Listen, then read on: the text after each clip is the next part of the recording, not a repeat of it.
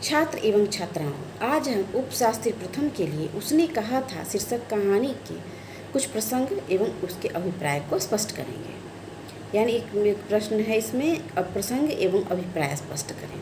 तो आइए देखते हैं। मृत्यु के कुछ समय पहले स्मृति बहुत साफ हो जाती है। जन्म भर की घटनाएं एक एक करके सामने आती हैं। सारे दृश्यों के रंग साफ हो जाते हैं। समय की धुंध बिल्कुल उन पर से हट जाती है। प्रस्तुत पंक्ति चंद्रधर शर्मा गुलेरी द्वारा रचित उसने कहा था शीर्षक कहानी से लिया गया है। इस पंक्ति का आशय बड़ा ही गूढ़ और भावप्रवण है। इसमें मनोवैज्ञानिक धरातल पर जीवन के अंतिम क्षण का विश्लेषण किया गया है। जब लहना सिंह युद्ध में घायल हो जाता है तो युद्ध समाप्ति के पश्चात घायल अवस्था में उसे बचपन से लेकर अब तक की सभी घटनाएं याद आने लगती हैं। यानी कि उसके स्मृति में बचपन से लेकर अब तक की सारी बातें घूमने लगती हैं। उसे अपने 12 वर्ष की अवस्था की याद आने लगती है। अमृतसर शहर के चौक पर दही वाले की दुकान पर मिली वो 8 साल की लड़की, तेरी कुरमाई हो गई धत कहकर जवाब देने वाली लड़की उसको बहुत याद आती है। यह घटना उसके बचपन की है, जब वह मात्र 12 साल का था। लेकिन एक लड़की के प्रति, 8 साल की लड़की के प्रति उसके अंदर जो प्रेम का प्रस्फुटन हुआ और जिसे वह लगभग विस्मृत कर चुका था, जब वह जमादार पद पर नियुक्त हुआ उस समय भी उस लड़की की याद उसे ज़्यादा नहीं आ रही थी। लेकिन जब वह मृत्यु के समीप था, यानी जब मृत्यु नज़दीक आ गई, तो उसे यह बात याद आई। तो इसीलिए कहा है कि जब मृत्यु नज़दीक आने लगती है तो सारी बातें याद बनकर नज़दीक आने लगती हैं और सारे दृश्यों के रंग साफ हो जाते हैं, अर्थात समय की धुंध उन पर से हट जाती है।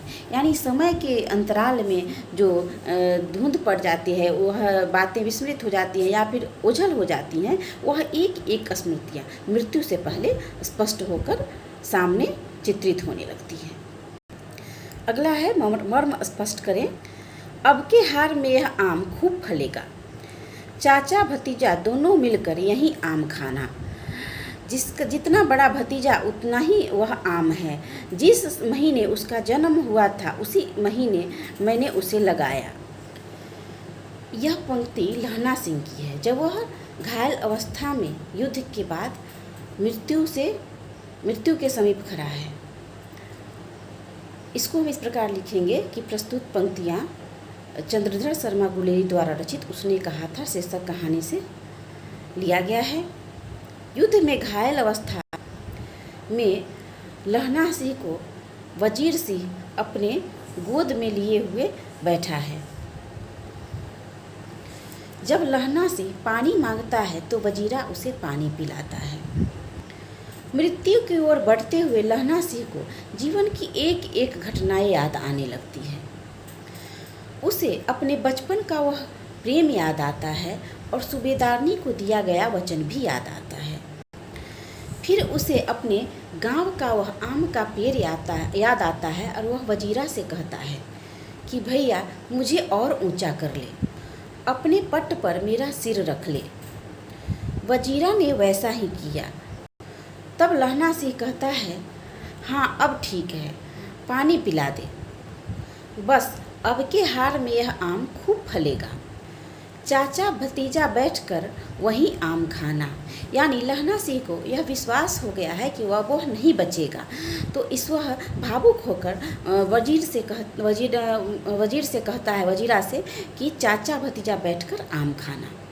जितना बड़ा भतीजा है उतना ही बड़ा वह आम का पेड़ है, क्योंकि जिस महीने उसका जन्म हुआ था उसी माह मैंने उसे लगाया था।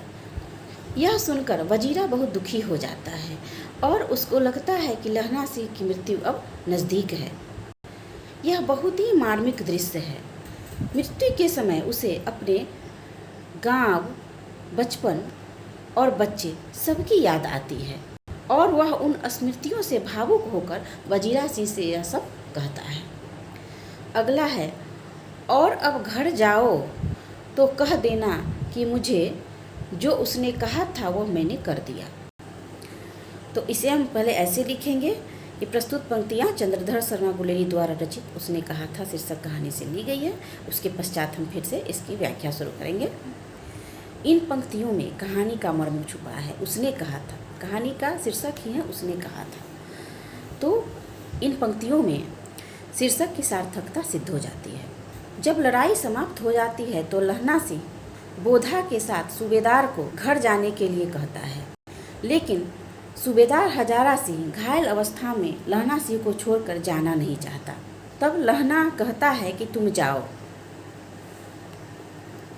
तुमको बोधा और सूबेदारनी की सौगंध है। तब सूबेदार जाने को तैयार हुआ।